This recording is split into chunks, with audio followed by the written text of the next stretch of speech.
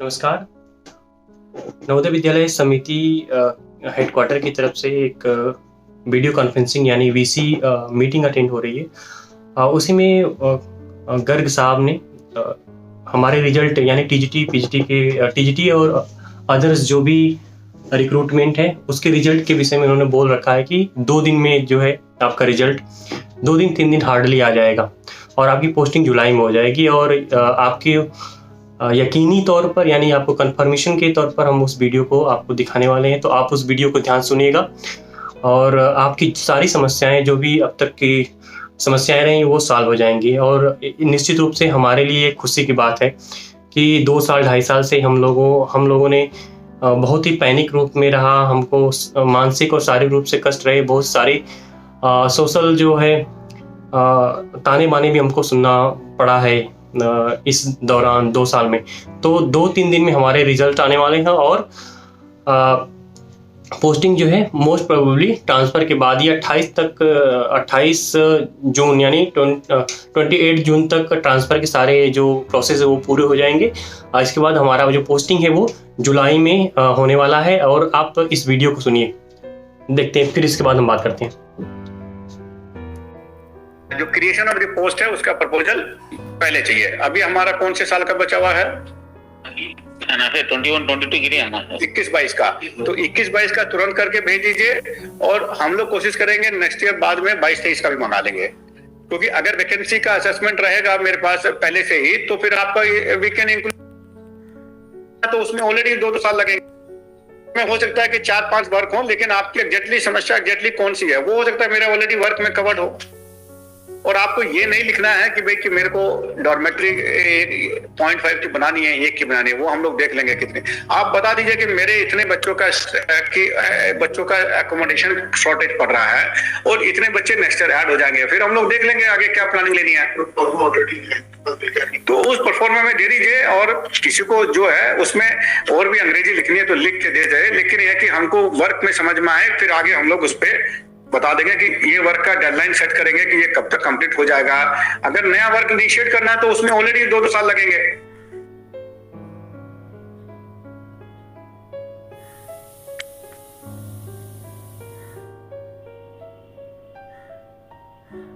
वो वाला भी हम लोगों ने टाइमलाइन दे दिया था कि जो टीचर्स की वैकेंसी को असेस मतलब कि जो फ्यूचर में जो new creation of the post का क्या फॉर्मूला होगा, कैसे करना है। स्ट्रीम्स पे हम लोगों ने उसमें लिख ही दिया था कि स्ट्रीम्स नॉर्मली जो है वही रहेगी, stream will not be changed.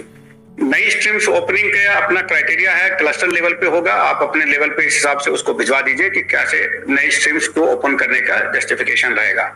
लेकिन जो नॉर्मली कोशिश करेंगे हम लोग की जो एग्जिस्टिंग स्ट्रीम्स है उसमें तो कोई चेंज नहीं करेंगे। We will not going to change the streams frequently, it is not in the interest of the staff, और बच्चों के लिए तो है ही नहीं। बाकी उसको जरूरत पड़ेगी तो हम लोग नियर बाय क्लस्टर स्कूल्स में एडजस्ट करेंगे। और जो नई ओपनिंग ऑफ द स्ट्रीम्स है आप पूरा एप्लीकेशन में माइंड करिए, पूरा दिमाग लगाइए कि क्या क्लस्टर्स अप्रोच है, कितनी उस क्लस्टर्स में कितने आर्ट के ह्यूमैनिटीज के हैं, कितने कॉमर्स के हैं, कितने साइंस के हैं, क्या कर सकते हैं, कैसे नहीं है, क्या डिमांड हो सकती है। आपके लिए लोकल असेसमेंट है, आप स्ट्रीम्स का भेजिए, लेकिन रिक्रूटमेंट ऑफ दी जो असेसमेंट रिक्रूटमेंट जो क्रिएशन ऑफ द पोस्ट है उसका प्रपोजल पहले चाहिए। अभी हमारा कौन से साल का बचा हुआ है? 21-22 गिरे आना है 21-22 का। तो 21-22 का तुरंत करके भेज दीजिए और हम लोग कोशिश करेंगे नेक्स्ट ईयर बाद में 22-23 का भी मंगा लेंगे, क्योंकि अगर वैकेंसी का असेसमेंट रहेगा मेरे पास पहले से ही तो फिर आपका we can include into the transfer also. हम लोग उसको ट्रांसफर पॉलिसी में भी जितना संभव होगा ऐड कर सकते हैं। It will give the more opportunity for the teachers also. लेकिन आप जो है इसको जो है उसमें रखिए, टीचर्स को क्या कहते हैं असेसमेंट में मतलब कि इसको वैकेंसी वाला को पोर्शन को जो अभी एंगेजमेंट का है, एफसीएसए का एंगेजमेंट हम लोग कॉन्ट्रैक्चुअली एंगेजमेंट अभी हम लोग इनिशिएट अभी हम लोगों ने गाइडलाइन दिया था कॉन्ट्रैक्चुअल टीचर्स का और एफसीएसए के एंगेजमेंट का। तो एफसीएसए को हमने कंटिन्यू किया था, लेकिन आप एफसीएसए का एंगेजमेंट इनिशिएट कर सकते हैं। हम लोग इसका नोटिफिकेशन वगैरह यहाँ से जाता है डायरेक्शंस एंड गाइडलाइंस तारीख के बीच में तो ठीक है, हम लोग डायरेक्शन इशू कर देंगे आजकल के अंदर। इसका एफसीएसए को एंगेज करने का, एफसीएसए को कैसे एंगेज करना है, आप अपना इनिशिएट करिए प्रोसेस। और आगे हमने गाइडलाइन बनाई दिया है। अभी भी किसी को लगता है कि गाइडलाइन में कोई चेंज करने की जरूरत है तो बता दे, बाकी फिर तो कोई इनपुट की जरूरत नहीं है। तो और बाद में हम लोग कोशिश करेंगे कि जिनका परफॉर्मेंस अच्छा है इसके बाद उनको हम लोग कंटिन्यू कर लें।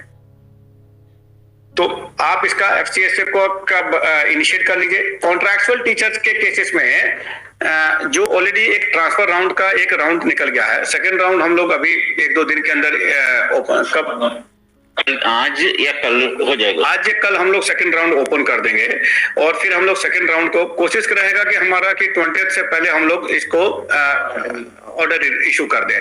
उसके बाद ग्रीवेंस राउंड एक रखेंगे। तो आपको जो एम्पैनलमेंट करना है उसमें वैकेंसी को क्लैरिटी से देने की जरूरत नहीं है, लेकिन आप ट्रांसफर ड्राइव का जो क्योंकि 90% तो ओवरली नॉर्मली फर्स्ट ड्राइव से आइडिया लग ही गया है, आप उसको ध्यान में रख के आप अपना कॉन्ट्रैक्चुअल टीचर को एंगेजमेंट का प्रोसेस इनिशिएट कर दीजिए। उसको भी हम लोग यहाँ से डायरेक्शन इशू कर देंगे, क्योंकि जो हार्ड एरियाज है जैसे शिलोंग रीजन है या और जगह, वहां तो बहुत ज्यादा प्रॉब्लम हो जाएगी, क्योंकि वहां पे तो बहुत सारे ट्रांसफर्स है। और प्रिंसिपल और vice principal will not leave the campus unless they get the replacement. एक आदमी तो वहां मिनिमम चाहिएगा। तो प्रिंसिपल प्रेफरेबली जो ट्रांसफर ड्राइव में क्या कितना भी पार्ट हो, principal and vice principal will not leave the campus. तो वो उसको रहना है जब तक हम लोग उसका रिप्लेसमेंट वहां ना भेजें। प्रॉपरली हैंडिंग ओवर होना चाहिए। This is a sensitive post, head of the institution. तो और written handing over taking over होना चाहिए। कितने फाइल्स हैं, कितना क्या प्रॉब्लम है, क्या कैश है, क्या फंडिंग का इशू है, ऑडिट पैराज है। There should be a proper handing over taking over between the principals या जो प्रिंसिपल इंचार्ज रहेगा, और वो हैंडिंग ओवर की कॉपी रीजनल ऑफिस में आनी चाहिए। And handing over should not be ये कि भाई मैंने चार्ज दिया, आज मैंने दोपहर में ले लिया और सुबह दे दिया। Handing over should include each and everything. उसमें ऑडिट पेराज है, डिस्प्लिनरी प्रोसीडिंग्स है, ये है पूरा राइटअप। जो भी प्रिंसिपल्स अंडर ट्रांसफर है, ये सारे मैटर्स पे होनी चाहिए। और दूसरा है कि ये जो है नहीं जाएगा, टीचर्स को फिर भी परमिटेड हो जाएगा कि भाई ठीक है चला गया है, वो अपने बात कर लेगा कि देख लेगा कि टीचर्स की बाकी जगह क्या रिलीविंग का क्या सिस्टम्स है। तो हम लोग ये ट्रांसफर ड्राइव को कोशिश करेंगे कि दोनों राउंड्स को खत्म कर दें हम लोग before this opening of the schools 20th से पहले। और बाद में हम लोग ग्रीवेंस राउंड पे कंसिडर कर लेंगे जो भी ग्रीवेंसेस है। जो हमारा डायरेक्ट का पैनल अवेलेबल है, इवन जो डीपीसी हमने प्रमोशन के पैनल बनाया है, अभी प्रिंसिपल का बना हुआ है, वाइस प्रिंसिपल का भी वो चल रहा है, अभी ऑलमोस्ट रेडी हो जाएगा। टीजीटी का रिजल्ट हमको अभी 1-2 दिन के अंदर मिल जाएगा और क्रिएटिव टीचर्स का भी मिल जाएगा। तो ये जितना पैनल है इनका जैसे ही हमको वैकेंसी का एक बार क्लैरिटी आ जाएगी ये ट्रांसफर ड्राइव के बाद, तो हम लोग जुलाई के बिगिनिंग से ही इनका पोस्टिंग शुरू कर देंगे इनको अगेंस्ट द अवेलेबल वैकेंसीज, जिसमें से प्रिंसिपल्स हैं कुछ, जो डीआर का प्रिंसिपल तो खाली रहेगा, लेकिन प्रिंसिपल का डीपीसी वाले हैं, वाइस प्रिंसिपल भी डीपीसी वाले हैं, और टीजीटी मेरे हमारे पास डायरेक्ट रिक्रूटमेंट के हैं। तो इसको हम, लेकिन आप उसको जो पोस्टिंग को जहां तक प्रिंसिपल वाइस प्रिंसिपल तो कॉन्ट्रैक्चुअल में आते नहीं है, लेकिन टीचर्स को आप अपने हिसाब से पैनलमेंट कर लीजिए। मीन टाइम जैसे जैसे जो लोग पोस्ट होते रहेंगे और उनके हिसाब से फिर आप उनको, वो तो कॉन्ट्रैक्चुअली की पार्ट होता ही है। और अगर आपका कोई बहुत अच्छा टीचर कॉन्ट्रैक्चुअली एंगेज किया है आपने और उस जगह पे कोई डायरेक्ट टीचर आ गया है, तो आपको लगता है कि नहीं ये टीचर की अच्छा टीचर है, तो उसको दूसरी जगह रीजनल ऑफिस में एडजस्ट करने की कोशिश करिए, अगर वो तैयार है और आपको ठीक लगता है। But one the person has already been selected, तो इसका मतलब वो आपके क्राइटेरिया ऑलरेडी मीट कर दिया है। बट अगर बीच में आपको लगता है कि कोई रेगुलर टीचर का पोस्ट हो गया है और उसको वहां से निकलना पड़ रहा है, उसका नॉर्मली मेरिट अच्छा था, तो कोई ऑल्टरनेट जगह पे अगर है तो वहां पे आप उसको भेज सकते हैं। अदरवाइज कहीं पे भी कोई जगह नहीं है, किसी को नहीं, तो उसको पैनल पे रखिए, जब जरूरत होगा तो उसको यूज कर सकते हैं।